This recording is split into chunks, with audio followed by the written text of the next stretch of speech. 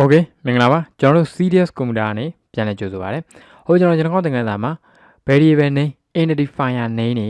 ပေးပုံပေးနည်း name rule တွေကိုကျွန်တော်ပြောခဲ့ပြီပြောခဲ့တဲ့ထဲမှာစကားလုံးတစ်လုံးပါတယ်ပါလဲဆိုရင် keywords တွေ research words or keywords ဟုတ်နော်ပိုင်တော့ကြိုပြီးတော့အဓိပ္ပာယ်ရှိယူထားတဲ့ words တွေ keywords တွေသုံးလို့မရဘူးလို့ကျွန်တော် research words ဆိုတာတော့ကျွန်တော်တို့ခုနက underscore ဝါလောက်ထားတဲ့အဓိပ္ပာယ်တွေပါတယ်လို့ keywords ကတော့ပုံနေရှိတယ်ဟုတ်ကဲ့နော် keywords တွေ naming rule မှာပေးလို့မရဘူးအဲ့နာမည်တွေပေးလို့မရဘူးလို့ကျွန်တော်ပြောခဲ့ okay အဲ့ဆိုတော့ပြန်ပြီအဲ့ဆိုငါတို့ပိုင်းတဲ့ keywords တွေဘယ်လိုမျိုးရှိလဲဘယ်လိုသိရမလဲဘယ်မှာသွားကြည့်ရမလဲကြာလွယ်တာပေါ့ဗျာမှာ Google search bar မှာပိုင်းတဲ့ keywords ဆိုရလဲပိုင်းတဲ့ keywords တွေဝုန်းဆိုကြားတယ်မဟုတ်ဘူးလေကျွန်တော်ဒီမှာ software တောင်ရေးတော့မှာအဲ့လိုမလုပ်တော့နဲ့လေ okay standard ကြာသွားမယ်ဟို basic interactive prompt တော့မသုံးတော့နော်ဒီ share prompt မှာသုံးမယ်Okay အဲ့ဒါမှာဖွင့်ပြီးဒီမှာပြတော့ပြတာတိုက် have တဲ့အကူကြီးလိုချင် more information have ကိုရိုက်တယ် HMV have have မှာ have နဲ့မဟုတ်ဟွာလေးနဲ့ရိုက်ခွင်းက presentations လေးနဲ့ရိုက် Okay အဲ့လိုရိုက်လိုက်တာနဲ့သူဒီပဲရောက်တော့ welcome to Python have utility တဲ့ have prompt လေးနဲ့ဒီမှာကြည့်လားအကူကြီးဘာကူကြီးရမလဲမေကျွန်တော်သိချင်တာဒီမှာကြည့်ဒီမှာဆိုတော့ module သိချင်တာလား keywords ကြည့်သိချင်တာလားပြင်းတော်မင်းနဲ့ copy ယူပြီးတော့ right click နဲ့ paste နှိပ်လိုက်ပြီးတော့ enter ခေါက်ထည့်လိုက်အော် Python keywords တွေပါဖြစ်လာရောကြာလာပြီဘယ်လောက်ရှိလဲရေးကြည့်ဗျာ1 4 6 8 9ဒါ9ခုစီထားတယ်9နဲ့9 3နဲ့9လေးလီ32 32မပြည့်ဘူးပေါ့နော်30ကျော်ရှိတယ် Python keywords ပေါင်း30ခုရှိတယ်ဟုတ်ကဲ့နော်ဒီမှာလေ here is a list of Python keywords enter any key to get more help ဆိုငါတို့ခဏလေးရိုက်နေ if တွေ why နေသိကျင်တယ်ကွာ if ပဲနေရာမှာသုံးလဲကြည့်အောင် if ကိုရိုက်လိုက်if ဆို if ရဲ့အကြောင်းလဲ the if statement is the use for conditional execution if statement condition ချင်းတွေမှာသုံးတယ်ဘယ်လိုတွေသုံးတာလဲတော့ operator လေးနဲ့ပြတယ်တွေ့လား assignments လေးနဲ့ပြတယ်တွေ့လား okay ဒီဘာညာဆို if ရဲ့အကြောင်းကို access clause တွေပိုင်းနဲ့ရေးလို့ရတယ်ဆိုတော့သူဒီ if ကိုမိတ်ဆက်ပေးတာဟုတ်ပြီနော် related topic တဲ့ true value တဲ့ဒါစက်ကြည့်ချင်းကြည့်ပေါ့ဒါ Python အဲ့လိုလေးလာလို့ရအဲ့ဆိုကျွန်တော်တို့ keyword ဘယ်လောက်ရှိလဲကျွန်တော်မပြောတော့ဒီမှာကြည့် for ရှိတယ် none ရှိတယ် true ရှိတယ်ဒီ keywords တွေကကျွန်တော်တို့ရေးရင်းနဲ့သုံးပြီးတော့မှတ်မိတာပါဒါကြီးကိုကျွန်တော်ထိုင်ကြက်နေတာမလို့ Python keyword များမှာ FANC fe non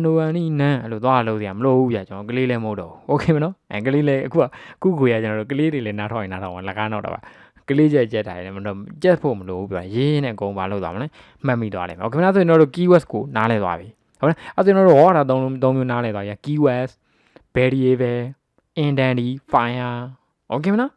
keywords variable identifier နာမည် name rule တွေလည်းသိပြီဆိုတော့ကျွန်တော်တို့တော်တော်လေး key ရောက်လာပြီကိုရေးတဲ့အဆင့်ကိုလည်းတော်တော်နဲ့မရောက်နိုင်ဘူးမြန်သွားကြဆိုဟုတ်ကဲ့နော်ပြီးရင်ကျွန်တော်တို့ data types တွေ statement တွေသွားပြီးတဖြည်းဖြည်းနဲ့ step by step နောက်တစ်ဆင့်ကိုဆွဲခေါ်သွားကြမယ်โอเคမလားကဲဆိုကျွန်တော်ဒီသင်ခန်းစာလေးကို keywords သင်ခန်းစာလေးကိုမသိခင်မှာကျွန်တော် keywords identifier variable တွေမသိချင်တယ်မှာအရေးတကြီးမှတ်ဖွယ်လေးမလို့ဒါလေးတစ်ချက်ပြောခဲ့လိုက်အောင်မသိခင်လေးမှာအဲ့ဒါဘာလဲဆိုရင်တော့ရှေ့မှာ variable name တွေပေးခဲ့တယ်ဒီဟိုဒေးဖို့ပုံတွေပေါ့နော် a equal to 3လို့ပေးတယ် a equal to 3ဆိုရင် a ဆိုတဲ့ variable တွေကို equal assign လေးသုံးပြီးတော့ equal operator assignment equal ဆိုတဲ့ assignment operator လေးကိုသုံးပြီးတော့3ဆိုတဲ့ value လေးထည့်တယ်ကျွန်တော်အဲ့လိုပြောတာဟုတ်လားPython နေနဲ့ပြောမယ်ဆိုရင်3ဆိုတဲ့ value လေးကို equal ဆိုတဲ့ assign လေးသုံးပြီးတော့ a ဆိုပြီးတော့ဘာလုပ်တော့ reference လုပ်တယ်ဒါ Python စကားနဲ့ပြောတာဟုတ်လားတခြား language နဲ့ပြောမယ်ဆိုရင် a ဆိုတဲ့နာမည်တွေကို3ဆိုတဲ့ value ထည့်တယ်Python မှာကြားလို့မဟုတ်3ဆိုတဲ့ objects ကို a ဆိုတဲ့နာမည်နဲ့လှမ်းပြီးတော့ reference လုပ်တယ်အဲ့လိုမှတ်ထားပြီနောက်တစ်ခုဘာကြည့် a equal to b equal to a လဲအတူတူပဲတန်ဖိုးက a equal to 3 b equal to a ဆိုတော့ a နဲ့ b နှစ်ခုလုံးဒီ3ဆိုတဲ့ only single object တစ်ခုတည်းကိုလှမ်းပြီးတော့နှစ်ခုလုံးက reference လုပ်နေတယ်လို့မှတ်ထားပဲဒါဘာဖြစ်လို့လဲဆိုရင်ဥပမာကျွန်တော်တို့ရှင်းပြောရမယ်ဆိုရင်ကျွန်တော် Facebook မှာ video file တစ် file တင်လိုက်တယ်ကျွန်တော် save ဖြစ်တဲ့ file အဲ့လေဟုတ်လားဘာညာတင်လိုက်တယ်ကြီးတဲ့သူများ share တယ်နော် share တယ်ဘာညာလဲသူ share ရဘလောက်ဖြစ်ကြီးတဲ့လူဘလောက်ဖြစ်အားလုံးလှမ်းပြီးတော့အဲ့ video file ကိုလှမ်းပြီးတော့ access လုပ်နေတာဒီကျွန်တော်တင်လိုက်တဲ့ file လေးပဲဟုတ်လား Facebook ကတနေရာမှာတင်ထားတယ်အဲ့တ file လေးကိုပဲသူဒီဘာလုပ်နေလဲသူဒီမဟုတ်ပေါ့နိတကဘာလုံးကလူတွေဒီလှမ်းပြီးတော့ access လုပ်နေတာအမတကဘာလုံးရတယ်တင်လိုက်ရင်ကြည့်မယ်လို့3-4ယောက်ပဲရှိမယ်ကိစ္စဟုတ်လား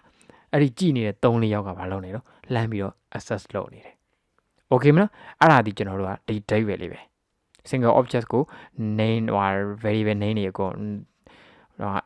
access လုပ်နေရဆိုတဲ့သဘောတရားလေးကိုကျွန်တော်ပြောတာ okay မလားနောက်တစ်ခု